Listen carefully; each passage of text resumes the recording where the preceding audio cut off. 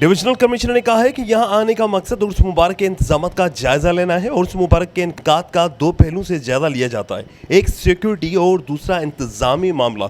उन्होंने कहा कि 2 साल से उर्स मुबारक का इनेकात कोरोना वायरस की वजह से ना हो सका और इस साल उर्स मुबारक के मौके पर दोगुने ज़ायरीन की आमद मुतवक्को है, जिनको बुनियादी सहूलियात फराहम करने और सिक्योरिटी फराहम करने के लिए भरपूर इकदाम किए जा रहे हैं। उन्होंने कहा कि सिक्योरिटी को मजीद मौसर बनाने के लिए CCTV कैमराज नस्ब किए गए हैं। किसी भी किस्म के नाखुशगवार वाक़े से बचने के लिए 140 का निफाज कर दिया गया है और दरिया सिंध और नहरों पर नहाने पर मुकम्मल पाबंदी आयद होगी।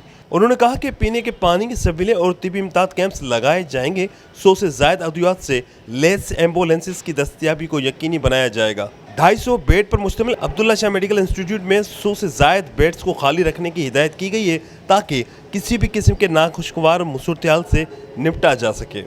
इस मौके पर deputy commissioner captain retired Fariduddin Mustafa, SSP Jamshoro Javed Baloch, director इत्तलात सवाई खान चलगरी भी उनके हमरा थे।